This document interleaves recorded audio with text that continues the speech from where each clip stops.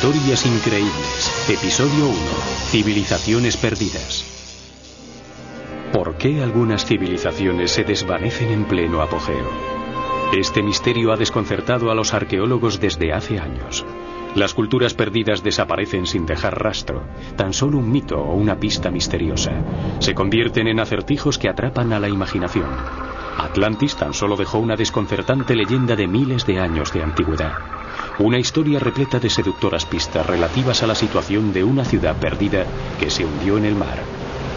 Sin embargo, no existe ninguna vieja historia interesante relativa a los kilómetros de misteriosas líneas dibujadas en un reseco desierto del sur del Perú. ¿Quién pudo haberlas hecho? Misterios como estos llevan a los científicos curiosos y a los individuos apasionados a buscar las respuestas a las preguntas clave. ¿Qué significa y de dónde procede? Pero, ¿cómo se resuelven los misterios de las culturas perdidas que no dejan documentos escritos?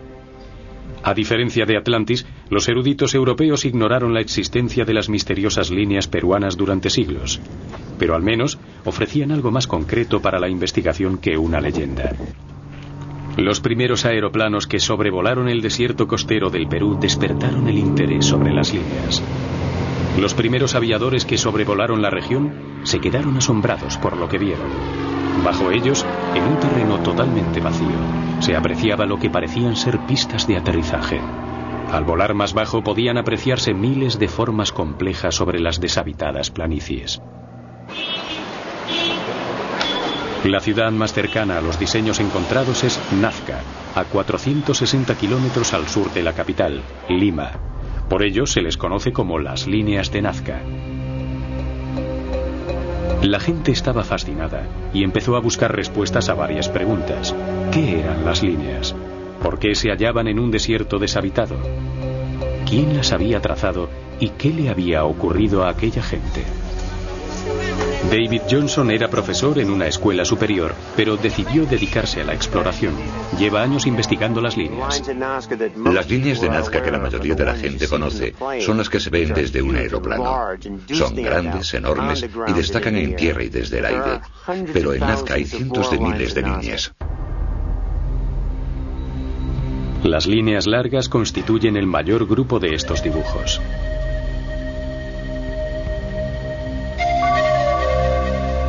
Algunas incluso son visibles desde el espacio. Pero también hay animales y plantas. Una de las criaturas más grandes es casi el doble de larga que un campo de fútbol. Y esto es el dibujo de un astronauta.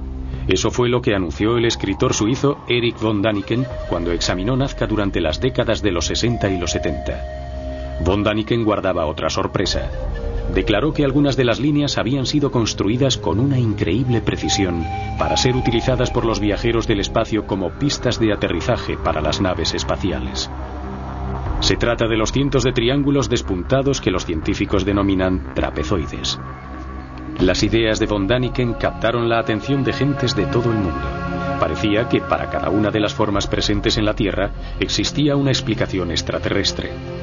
Las opiniones del escritor suizo recibieron un apoyo inesperado cuando los arqueólogos desenterraron estos extraños cráneos cerca de las líneas de Nazca.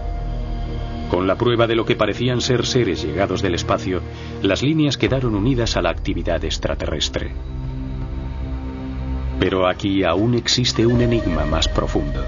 Quienes trazaron las líneas debieron pasar largos periodos realizando estos dibujos.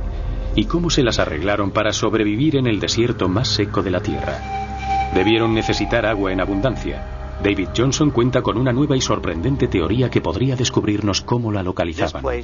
Hace 1000 o 2000 años, este lugar estaba tan seco como hoy. Las gentes que vivieron aquí tenían que saber dónde encontrar manantiales, fuentes de agua. Si no, no podrían haber vivido aquí todo el año.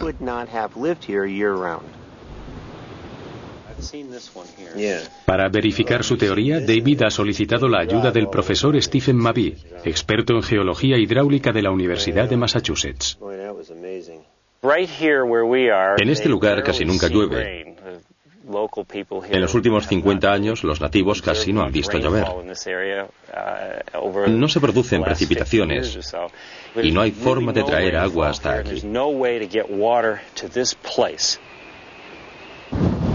Los dos juntos se han internado en lo más profundo del desierto en busca de pruebas que confirmen la teoría de David.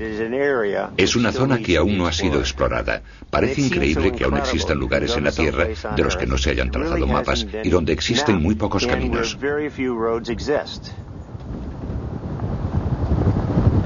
Sin embargo, este desierto esconde una asombrosa sorpresa. Los constructores de las líneas sabían cultivar cosechas y conseguían comida de sobra como para dedicar su tiempo a trazar las líneas. ¿Cómo pudieron superar semejante reto? ¿Y qué pudo hacer que una cultura tan capaz desapareciera? El doctor Marcus Reindel es miembro del Instituto de Arqueología General y Comparada, con base en Alemania. Tanto él como su equipo llevan años trazando mapas y estudiando las líneas en detalle. Esto implica excavar y reunir pruebas que componen un complejo rompecabezas. Tenemos que tamizarlo todo, en busca de los fragmentos más pequeños de cerámica, pero en el laboratorio los juntamos y conseguimos piezas de cerámica casi completas. Es un trabajo que requiere mucho esmero. Junto con la cerámica, Marcus Reindel descubrió tejidos muy elaborados. Están decorados con animales y formas que recuerdan a los dibujos realizados en la tierra. Sabe que las gentes que crearon la cerámica también trazaron las líneas, pero averiguar el cuándo ha supuesto un obstáculo casi insalvable. La edad de las líneas ha sido imposible de calcular, ya que las marcas realizadas sobre este tipo de superficies tardan siglos en borrarse. Estas son las pocas gotas de lluvia que cayeron brevemente hace 4 años y que siguen impresas en las polvorientas rocas. Pero Marcus Reindel ha utilizado la elaborada ciencia de la datación por carbono en los restos de alimentos y de tejidos hallados en sus excavaciones. Gracias a este detallado análisis, sabemos que el trazado de las líneas comenzó alrededor del año 400 a.C. Las líneas de Nazca tuvieron sus orígenes en los dibujos que hay sobre las rocas de los valles. Se repiten las mismas figuras redondeadas, siempre en las laderas de las montañas. Eran muy pequeñas, alrededor de 10, 15 o 20 metros, y muy figurativas. Eran personas, criaturas y espirales. Los Nazca trazaron diseños más grandes y abstractos cuando empezaron a dibujar sobre las planicies. Se observa el paso de las figuras a las líneas, a las zonas despejadas, como los trapezoides. Iban cambiando a medida que iban dibujando. Marcus Reindel descubrió que los antiguos nazcas siguieron experimentando con los diseños hasta que misteriosamente se detuvieron por completo en algún momento antes del año 600 después de Cristo. Después de todo un milenio, pequeños grupos de gente de distintas generaciones las habían ido creando, pero ¿cómo trazaban en realidad todas estas figuras? Esta es una superficie tosca, arenosa, con grava, que a veces se denomina pavimento del desierto. Cuando los Nazca dibujaban las líneas, lo que hacían era retirar este material más oscuro de la superficie, lo que dejaba al descubierto la tierra más ligera que estaba debajo, creando un tremendo contraste. Entonces, las figuras trazadas destacaban tanto que no pasaban desapercibidas, y el nuevo trapezoide se dejaba ver con total claridad. En la actualidad se ha desvanecido tanto que es difícil apreciarlos bien. David se encontró en pleno desierto algunos trapezoides sin terminar. Allí estaban los materiales empleados para su construcción, estacas que habían llevado hasta allí, los lugares donde habían vaciado cestos llenos de piedras y guijarros. En algunos puntos, las figuras habían sido delimitadas con estacas, listas para empezar su construcción. David había localizado una serie de estacas que los Nazca habían alineado para trazar los lados de los trapezoides. Marcus Reindel tiene malas noticias para aquellos que siguen creyendo que son pistas de aterrizaje misteriosamente exactas para los platillos voladores. El trazado de nuestros mapas demostró que eso no es verdad, que las líneas no son siempre tan exactas ni tan rectas. En muchos casos, se curvan. Una vez eliminada la teoría espacial de von Däniken, los cuidadosos estudios arqueológicos de Marcus Reindel siguen demoliendo la conexión extraterrestre. Ahora se cree que algunas de las líneas más largas, visibles desde el espacio, son caminos. Marcus Reindel descubrió que los sofisticados Nazca comerciaban con pueblos que habitaban a más de 1.600 kilómetros de distancia, pero su investigación es una carrera contrarreloj. Cada kilómetro cuadrado de algunos yacimientos arqueológicos contiene piezas de arte antiguo que pueden valer millones de dólares en las salas de subastas del extranjero. Los yacimientos conocidos suponen un negocio multimillonario para los ladrones de tumbas que están destruyendo a gran velocidad los secretos de los Nazca. Saquearon el yacimiento de Marcus incluso antes de que él pudiese llegar allí. Es obvio que encontraron grandes tesoros, oro y muchas piezas de cerámica, entre otras cosas, que pueden vender en el mercado del arte, y no les interesan las piezas rotas. Pero los saqueadores nos han dejado algo que no tiene precio: a los propios Nazca. Aquí la tierra está tan seca que se han momificado, y su inmejorable estado de conservación nos revela detalles de su vida en el desierto. Este es el cráneo de alguien que tenía el suficiente tiempo libre como para cuidar de tan impresionantes trenzas.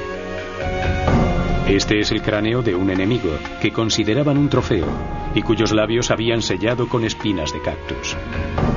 Y estos extraños restos constituyeron la prueba que ayudó a apuntalar la teoría de una conexión extraterrestre, pero Marcus Reindel ya sabe lo que son. Los detallados análisis y el contenido de sus tumbas revelan que estos cráneos adquirieron su curiosa forma al ser fuertemente vendados desde la infancia, cuando los huesos del cráneo son blandos. Son los cráneos de los primeros Nazca.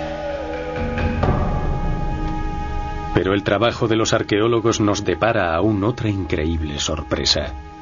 Se trataba de un pueblo sofisticado que vivía en pleno desierto y sin embargo había conseguido reunir un exceso de alimentos que le permitía mantener una compleja comunidad de ceramistas, tejedores, guerreros y constructores de líneas. Para ello debieron contar con manantiales de agua abundantes y seguros, y David Johnson cree conocer la relación existente entre ellos y las líneas. Se tropezó con la respuesta por casualidad, en un deslumbrante destello de inspiración. Te sientas, miras a tu alrededor y dices: Dios mío, creo que ya lo entiendo. Ya estamos. ¿Comprobamos el combustible? Sí. David Johnson se dirige al desierto en busca de las pruebas que apoyarán su teoría que explica el por qué se trazaron las misteriosas líneas de Nazca. Le acompaña Stephen Mabee, profesor de geología, para ayudarle a verificar su solución. Es experto en los movimientos del agua a través de la tierra, y estas extrañas marcas fueron trazadas por una cultura que sabía cultivar alimentos en pleno desierto. Es completamente estéril. Son colinas de piedra, cubiertas de arena y de grava. A veces hasta se ve la roca firme, sin vegetación. No hay insectos ni pájaros. El desierto es literalmente un desierto estéril. Y sin embargo, las gentes de Nazca viven en una isla de verdor, regada por misteriosos acueductos que emergen en los laterales del valle. Son tan importantes que cada año los habitantes de Nazca arriesgan sus vidas para limpiar los acueductos y asegurar su fluir continuado. Este trabajo puede depararles la muerte. La tierra en la que se internan tiembla y se agrieta con regularidad debido a los terremotos. Estas imágenes se tomaron justo después de un temblor que destruyó el 80% de Nazca. Es solo cuestión de tiempo que la tierra vuelva a moverse, agrietando el suelo y abriendo fallas en la roca. Estas fallas y los misteriosos acueductos están relacionados según la nueva teoría de David Johnson. Pero dicha conexión no se apreciaba la primera vez que llegó a Nazca. Había ido a pasar el día, pero los nativos se enteraron de que era capaz de localizar manantiales buscando agua con un par de varillas de zahorí hechas de metal. En 1995 llegué a Nazca con mi mujer haciendo turismo y acabé quedándome una semana. Durante esa semana localicé un manantial para la comunidad en una zona en la que todo el mundo decía que no había agua. Las varillas que utilizo son de metal. Pueden ser de cobre, de hierro, de acero, de bronce, de latón, de cualquier cosa menos de aluminio. Utilizo unos rodillos para no sujetarlas directamente con las manos y que puedan moverse libremente para no tocarlas. Cuando las sujeto así, perpendiculares y paralelas entre sí, señalan al lugar donde se encuentra el manantial de agua. En este caso sabemos que hay uno junto a nosotros. Y a medida que avanzo, al encontrarme con el manantial, las varillas señalan y muestran la dirección del límite de la fuente de agua. Cuando cruzo por encima del agua, se cruzan. En este caso nos indican un flujo moderado de agua. Si se cruzan por completo, es que el flujo es fuerte. Si se cruzan poco, es que casi no hay agua. Al llegar al otro extremo de este flujo concentrado, vuelven a marcar el límite, por lo que puedo saber la dirección que sigue el flujo. Y cuando salgo de él, dejan de cruzarse. Mientras buscaba manantiales, David se tropezó con la sorpresa que cambiaría su vida. Con sus varillas de zahorí había estado siguiendo un acueducto subterráneo. Cuando coroné la cima de una colina frente a una falla, allí estaba el sistema que señalaba el curso que yo había estado siguiendo. En ese momento te mareas. Te sientas, miras a tu alrededor y dices, Dios mío, creo que ya lo entiendo. En un momento de revelación, David había hallado la conexión entre el agua subterránea, las fracturas de los terremotos y las líneas de Nazca. Se le reveló que el pueblo antiguo debió trazar sus líneas para señalar las fallas geológicas que llevaban agua. Nervioso, David invirtió el orden de su búsqueda y comenzó a seguir las líneas para ver si le llevaban hasta el agua. Y así fue. David se pasó meses siguiendo las líneas a través del desierto, a pie, hasta reunir las pruebas necesarias para convencer a otros. Después se las mostró a Steve Mabee. Me enganchó, sin duda. Y le dije que era una idea que merecía la pena poner a prueba. Pero Steve es escéptico en lo que se refiere al zahorismo y quiere verificar la teoría científicamente. Quiere estar seguro de que cuando las líneas, el agua y los asentamientos de las comunidades de antiguos Nazca confluyen, el resultado es estadísticamente significativo. Yo prefiero utilizar la ciencia y que los datos guíen a la historia, en lugar de una persona que se pasea con unas varillas. Se han desplazado hasta un lugar situado en pleno desierto en la época más calurosa y seca del año, y sin embargo, hay mucha agua que fluye desde algún punto. La ven fluir desde un arroyo en un lado del valle, y desde la cima de una península rocosa se aprecian los contornos de una comunidad de antiguos Nazca. Los Nazca deben haber utilizado el arroyo hace 2000 años, pero ¿de dónde proviene el agua? El nivel de precipitaciones es tan bajo que es imposible que esta cantidad de agua proceda de la lluvia, a menos que exista otra fuente de agua. Steve sabe de qué puede tratarse.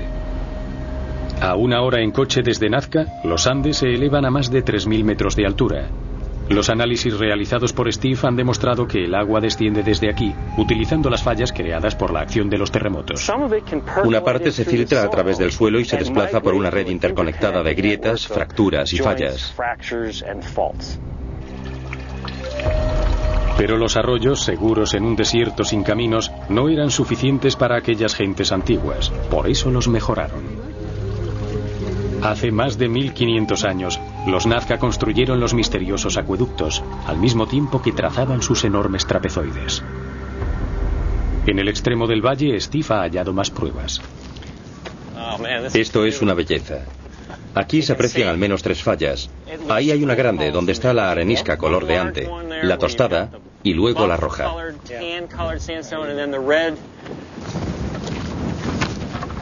Y en el valle, otro gran asentamiento Nazca abandonado que utilizaba el agua subterránea. Pero los ladrones de tumbas ya han estado aquí. Hay pedazos de cerámica rotas y tejidos por todas partes. Y esta es tan solo una tumba de un asentamiento muy grande. Han hallado una falla y un asentamiento antiguo, pero ahora deben hallar un trapezoide en los alrededores. Para probar la teoría de David, estas tres cosas deben confluir. Y al salir trepando del valle, lo divisan. Desvanecido y más fácil de ver desde arriba, debió tratarse de un claro indicador para hallar el agua. Parece que la teoría de David encaja. Gracias a las pruebas recogidas en este y en muchos otros emplazamientos, Stephen Mabie ha realizado un riguroso análisis en su ordenador. Algunas líneas concuerdan con las fallas y los arroyos, pero Steve y David tendrán que regresar a Nazca para reunir aún más detalles. Estamos intentando descifrar algo muy complicado. No sé si habrá una única respuesta que pueda explicarlo todo.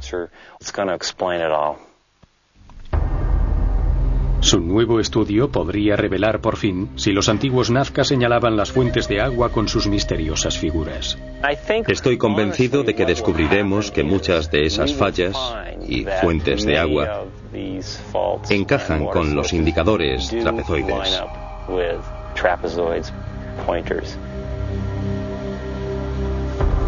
David Johnson sigue convencido de que su explicación nos permite apreciar la capacidad de los antiguos Nazca. Eran gentes muy sofisticadas. No tenían ordenadores, no tenían camiones ni aeroplanos, pero fueron capaces de desarrollar una comprensión increíble de su entorno.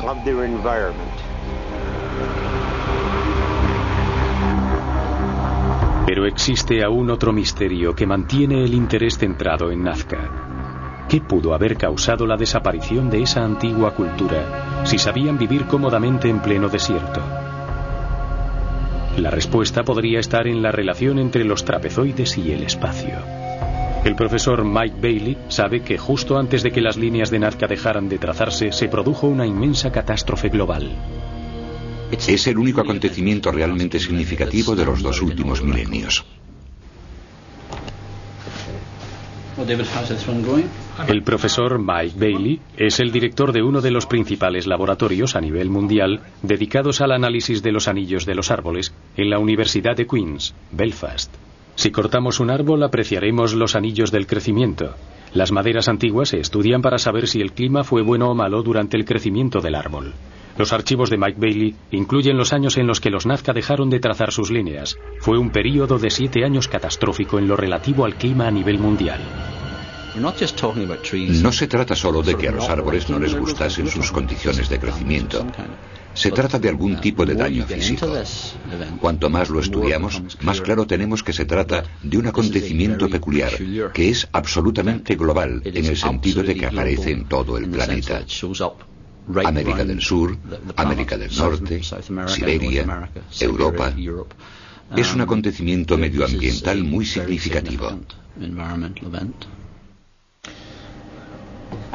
Es la clase de efecto que producen las cenizas de un supervolcán, pero no se han encontrado pruebas al respecto. Mike Bailey cree que eso nos indica otra causa. ¿Cuál es la causa probable capaz de provocar un acontecimiento medioambiental global? Tendría que ser algo como una lluvia de meteoritos, algo que entrase en la atmósfera, algún material que cayese a la atmósfera desde el espacio. Este desastre procedente del espacio podría ser la verdadera conexión extraterrestre con las líneas de Nazca. Al malograrse sus cosechas año tras año, los pueblos antiguos se desesperarían, a pesar de su experiencia en el desierto.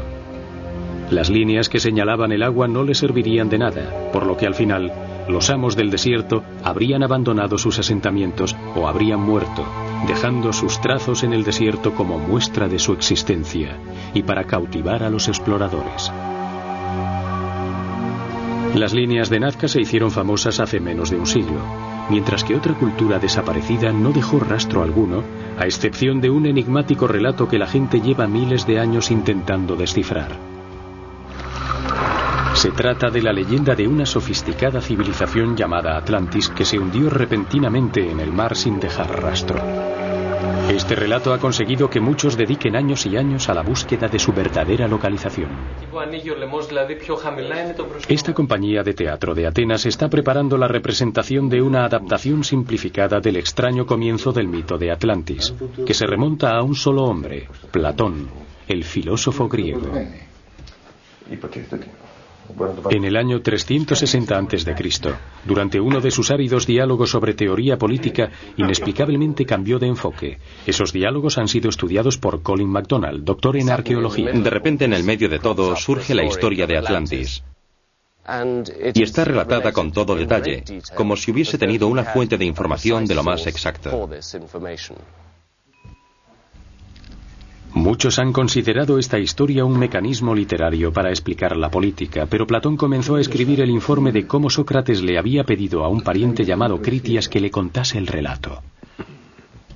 Critias, cuéntanos esa famosa y antigua historia que, según se dice, no es una simple leyenda, sino un hecho real. Es un relato llegado de Egipto hace muchos años, Sócrates. Platón escribió que la historia había llegado por primera vez a Grecia 2 siglos antes, en torno al año 560 a.C. El viajero se la había escuchado a los sacerdotes egipcios, que afirmaban que la historia era aún más antigua que su civilización. Sus historias hablan de una isla rica y poderosa en medio de un gran océano. Hace 9000 años desapareció. Después de unos violentos terremotos e inundaciones, se desvaneció en el mar en un día y una noche. Desde que el relato egipcio apareció en la Grecia clásica, la gente se ha visto hipnotizada por la leyenda. ¿Dónde estaba Atlantis? ¿Cuál fue la catástrofe que la hizo desaparecer? ¿Cómo llegó la historia hasta Egipto? Para responder a estas preguntas debemos abandonar las suposiciones modernas, porque la geografía de los antiguos griegos era muy diferente a la nuestra, y el lugar, los nombres y el relato de Platón ya habían sufrido cambios a manos de sus colegas del antiguo Egipto. Cuéntanos más. El primer rey de la isla fue Atlas, por lo que el océano se llamó Atlántico y la isla Atlantis.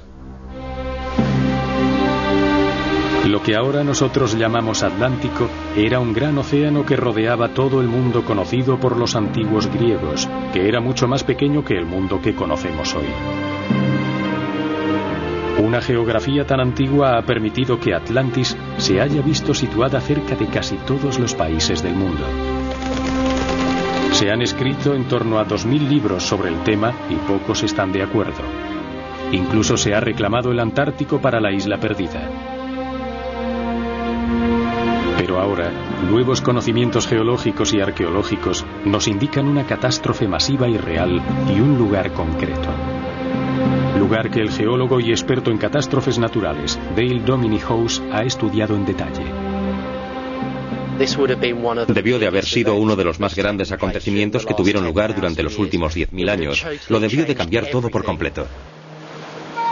Durante más de 2000 años, la mayoría de la gente consideró que el brumoso relato era un mito. Pero cada vez más surgen pruebas científicas que nos hablan de extraños y gigantescos sucesos que desbaratan culturas enteras. Dale Dominic House ha investigado desastres tan modernos como históricos. El medio ambiente no es algo que evolucione de forma continua y lenta, sino que está salpicado por sucesos de gran impacto y magnitud que acaban cambiando el curso de la historia y que provocan enormes cambios medioambientales.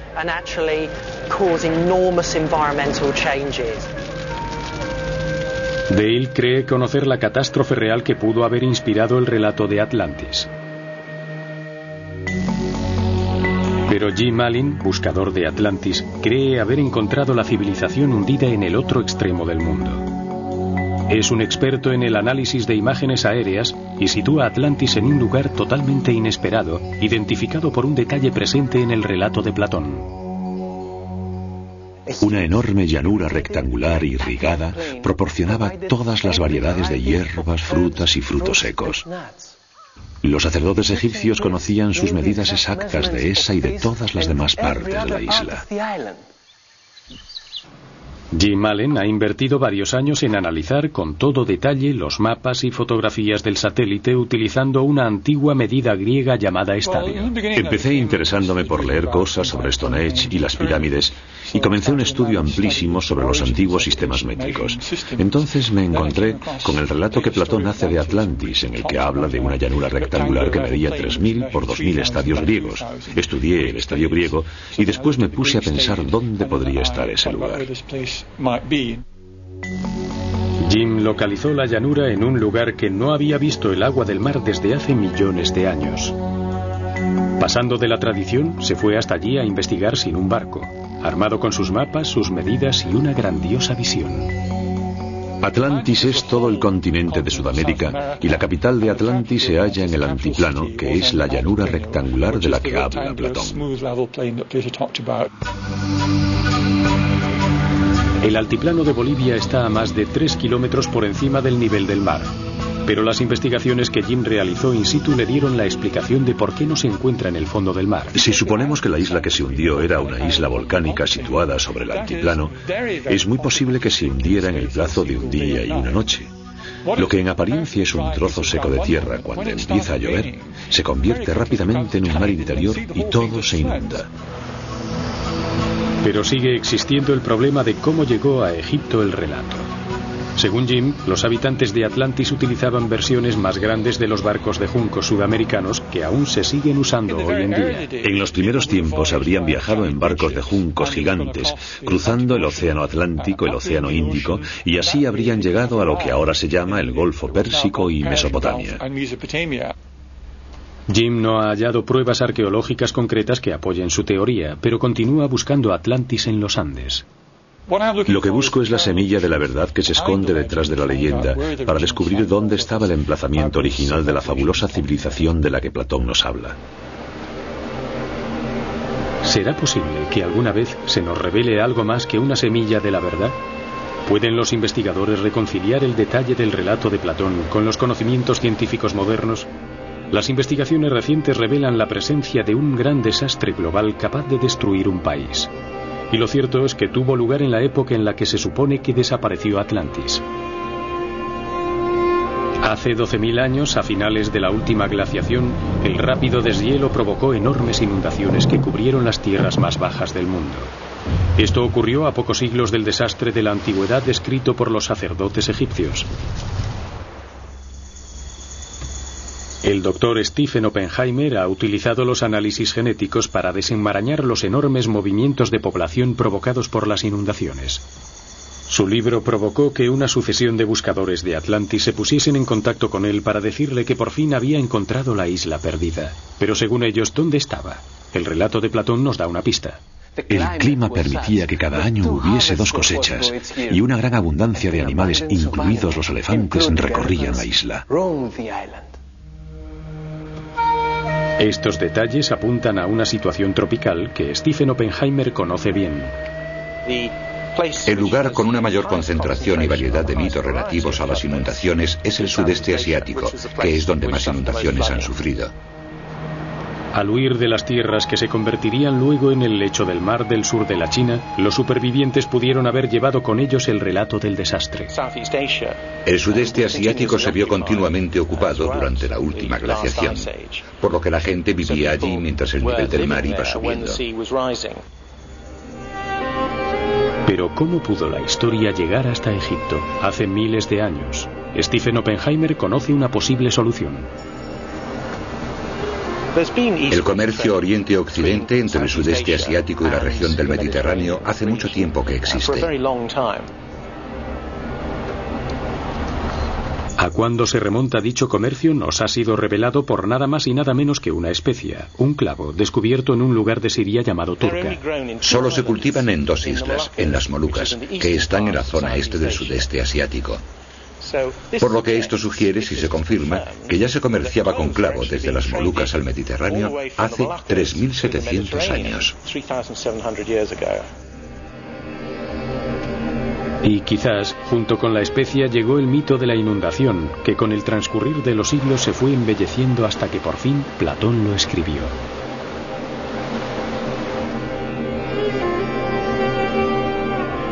Pero hay un elemento en el relato de Platón que nos hace pensar que es probable que el mito no provenga ni de Asia ni de América.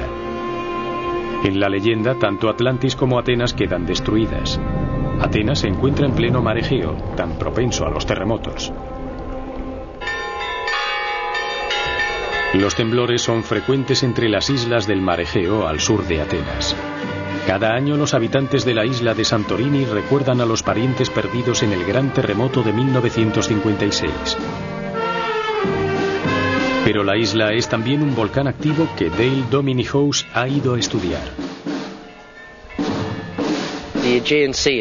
El mar Egeo está siendo desgarrado por las fallas que corren en dirección este-oeste y noreste-sudoeste. Como consecuencia de ello hay mucha actividad sísmica en el mar Egeo y también los volcanes, como Santorini, pueden desarrollarse con mucha facilidad.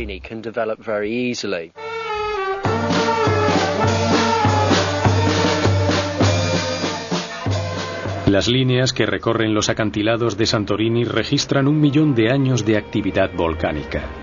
Para los buscadores de Atlantis, la espesa capa superior de 9 metros de altura y el enorme agujero que ahora es la bahía resultan muy significativos.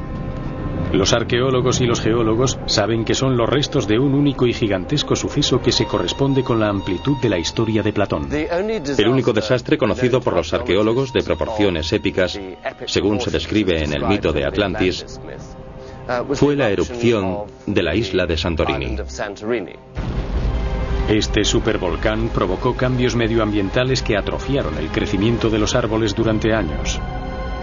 Los anillos de los árboles del profesor Mike Bailey nos indican el año exacto en que tuvo lugar. Cuando examinamos nuestros árboles, descubrimos que hubo un descenso del crecimiento, un descenso muy severo que dio comienzo en el año 1620 a.C. y que duró varios años. Mike Bailey ha observado lo mismo en la madera antigua procedente de muchos países europeos. Y entonces se ve que empieza a surgir algo de enorme alcance. Cualquier civilización que existiera lo bastante próxima a esta erupción masiva quedaría marcada por el suceso. Hace 100 años, los arqueólogos comenzaron a desenterrar una civilización increíblemente antigua en la isla de Creta, que se encuentra a solo 70 millas al sur de Santorini, fatalmente cerca del supervolcán.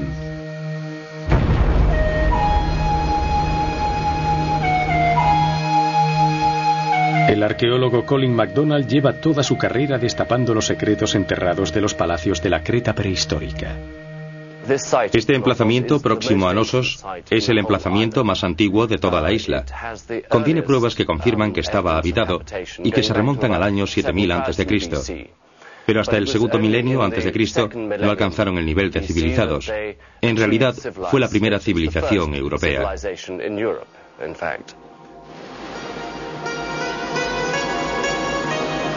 Era la marinera civilización minoica. Utilizaba Santorini como importante centro comercial y en la isla se está excavando una ciudad entera. Los arqueólogos han descubierto extraños paralelismos con la historia de Platón. La ciudad principal era un lugar ruidoso y lleno de gente, construida con piedra blanca, negra y roja. Toda la isla de Santorini se asienta sobre capas de piedra volcánica blanca, negra y roja que en su día se usó para construir, y los manantiales de agua caliente fluyen del interior de la tierra en una de las islas pequeñas de Santorini. Había manantiales de agua caliente y fría, y se construían edificios sobre ellos para utilizarlos en invierno como baños de agua templada. El palacio de Knossos tenía baños y alcantarillado central hace 3700 años. La isla era un importante centro comercial. Los fuertes vientos empujaban a las naves minoicas, que comerciaban con todo el Mediterráneo oriental. Esto les hizo establecer contactos con los egipcios, como exige el relato de Platón.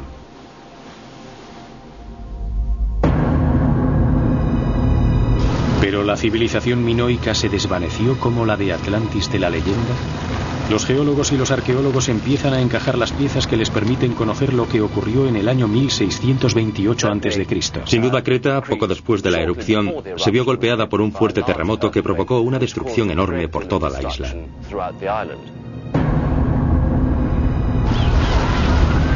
115 kilómetros al norte, los terremotos también afectaron a Santorini. ¿Pudieron ser estos los temblores de Atlantis sobre los que escribió Platón? Los minoicos habían soportado terremotos otras veces, pero ni siquiera eran capaces de imaginar los horrores que vendrían después de este.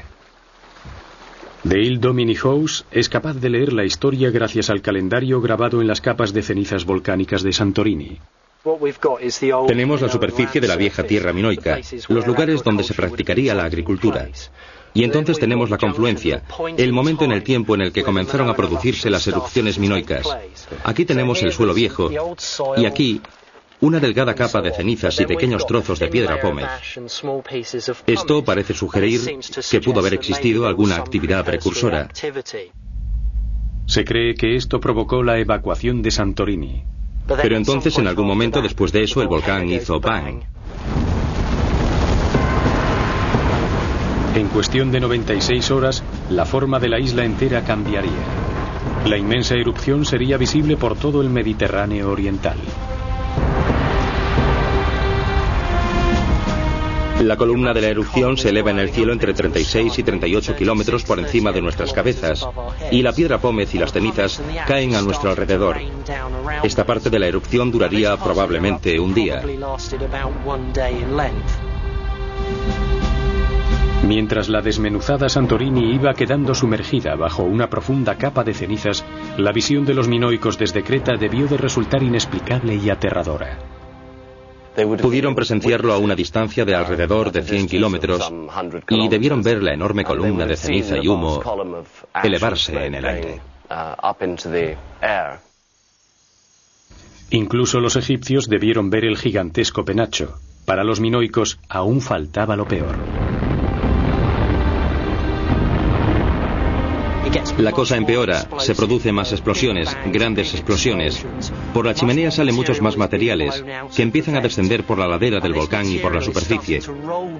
Lo que habría incinerado y hecho añicos cualquier cosa que se encontrase en su camino.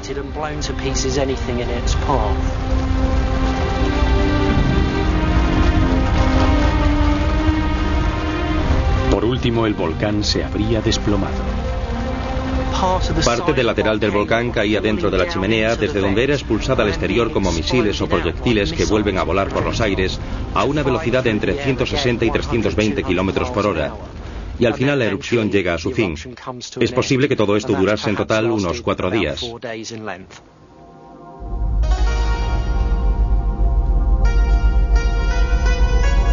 En ese periodo de tiempo, algunos minoicos debieron de vivir en la oscuridad total. La alta columna de cenizas habría bloqueado el sol, de manera que el día habría parecido la noche. Dale Dominic House sabe que los intentos por llegar hasta Santorini se verían frustrados en un principio por los efectos secundarios de la erupción. Después de la erupción había grandes y espesas capas de piedra pómez flotando en la zona central del mar Egeo, y con el tiempo flotaría en dirección sur hacia la costa norte de Creta. De hecho, aún hoy en día la encontramos en sus playas.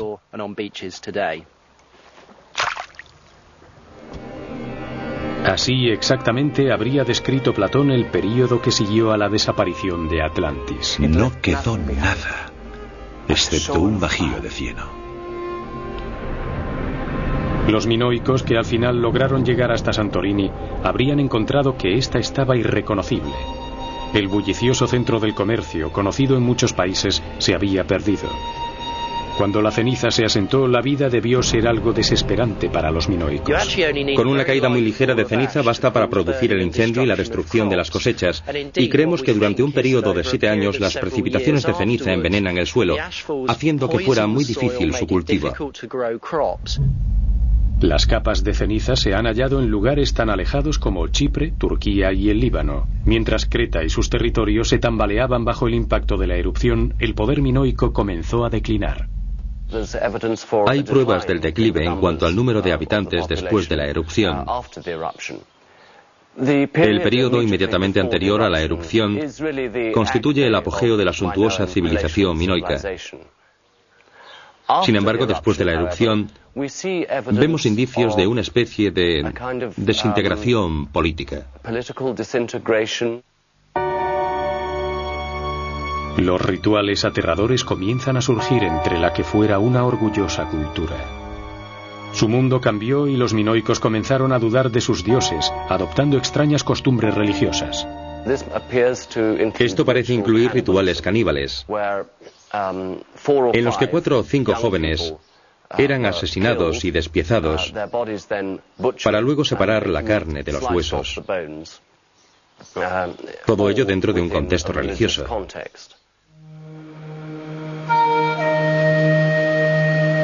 150 años después de la erupción, solo quedaba su recuerdo. Más de 1000 años después, Platón escribió el relato de un pueblo que había sido muy poderoso y había utilizado nuevos materiales. Grandes muros cubiertos de metal rodeaban la ciudad, incluido un metal desconocido para nosotros. Habían vivido en una isla rodeada por agua. Tenía una montaña en el centro rodeada de anillos de agua. Pero habían perdido su poder después de un desastre que los desconcertó. Se desvaneció en el mar en un día y una noche. Los minoicos poseían lo que entonces era la nueva tecnología de la escritura. Entonces, ¿por qué no hay documentos escritos? Yo descubrí la escritura más antigua de la Creta minoica a unos metros de distancia de aquí. Forma parte de una tablilla A-lineal. Esta escritura A-lineal solo se usaba para llevar registros. Así que aunque existen registros escritos, seguimos sin tener una historia. Se trata de una civilización prehistórica auténtica.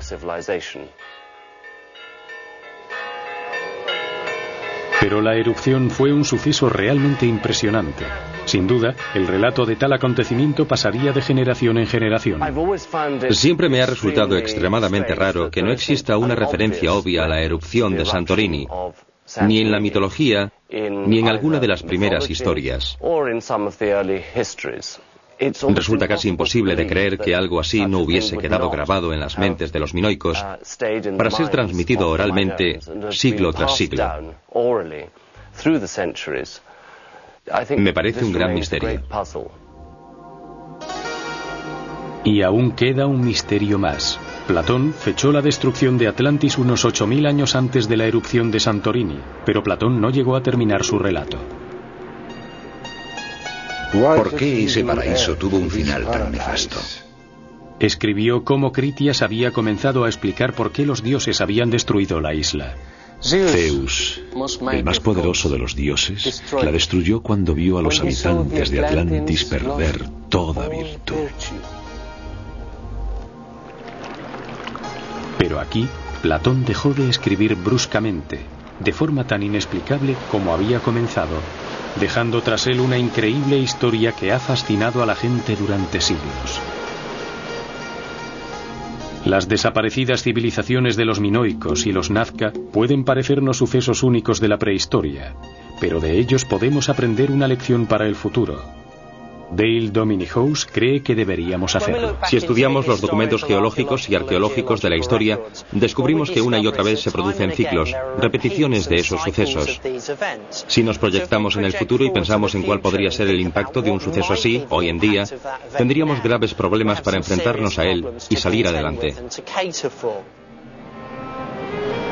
¿Quién sabe dónde y cuándo se producirá la próxima gran catástrofe?